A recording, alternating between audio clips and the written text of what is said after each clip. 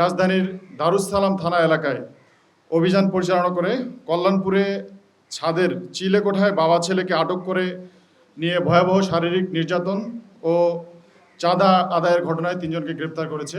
গ্রেপ্তারকৃতরা হলো মোহাম্মদ বিল্লাল, মোহাম্মদ জুম্মন এবং শেখ মোহাম্মদ ফয়সাল। মামলার এজাহার এবং গ্রেপ্তারকৃত আসামিদের প্রাথমিক জিজ্ঞাসাবাদে জানা যায়, অত্র মামলার বাদী এবং ভিকটিম মোহাম্মদ মাহফুজুর রহমান একজন ব্যবসায়ী। তিনি রাজধানীর সবুজবাগ এলাকার বাসিন্দা। তিনি গত 2 জুলাই সন্ধ্যার সময় তার খালাতো ভাইয়ের বাসা মোহাম্মদপুরে ব্যবসায়িক আলোচনার জন্য আসেন এবং সেখানে আলোচনা শেষে তার ছেলে 13 বছর বয়সী ছেলে সহ মোটরসাইকেলে করে সবুজবাগে বাসায় ফিরছিলেন। পথিমধ্যে কল্যাণপুরে পানির কেনার জন্য তিনি দাঁড়ান। পানি কেনা শেষে তিনি মোটরসাইকেল স্টার্ট দিতেই 5-6 জন একটি গ্রুপ এসে lily whip shea mystic glowing body wash, secret to ultimate glow, তাকে দেশীয় অস্ত্রের মুখে জিম্মি করে এবং সেখান থেকে দারুস সালাম টাওয়ারের পাশে দিয়ে একটি জীর্ণ একটি পুরাতন একটি ভবনের ছাদে নিয়ে যায়। একটি চিলেকোঠা, যেটি একটি প্রায় পরিত্যক্ত বিল্ডিংয়ের মতো, খুবই জীর্ণ অবস্থা।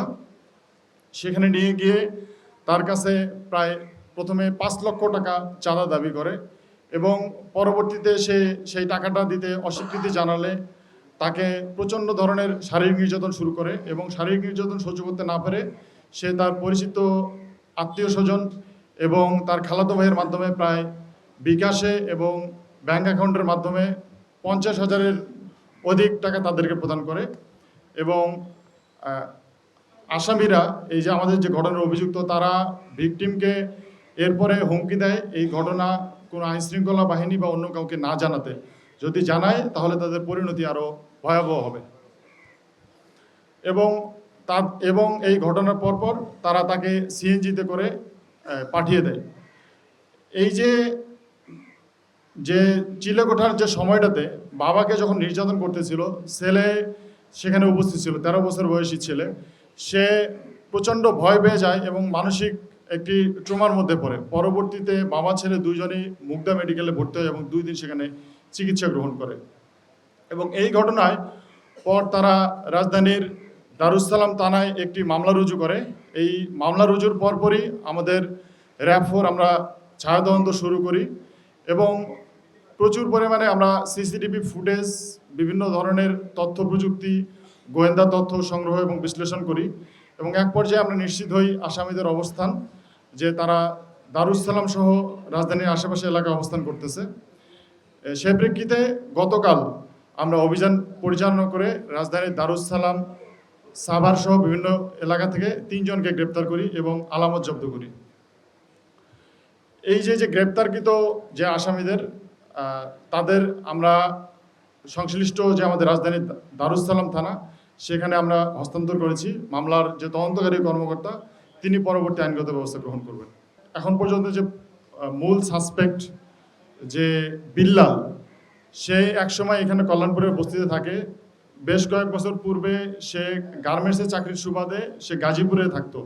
7 মাস আগে তার চাকরি চলে যাওয়ার পরে সে আবার এই কল্যাণপুর বস্তিতে ফিরে আসে এবং এখানে যে ফয়সাল, তার যেহেতু পুরাতন একটি ভবনে সে থাকতো, এই ফয়সালের সাথে সে একটি চিলেকোঠার এই রুমটাতে বিভিন্ন সময়ে মাদক সেবন করত এবং এখানে পাশাপাশি যে আরও যে কয়েকজন ছিনতাইকারী বা এই রিলেটেড যারা অপরাধের সাথে জড়িত কয়েকজন সাথে তারা মিলিয়ে একটি প্ল্যান করে যে এই ধরনের কর্মকাণ্ড করার।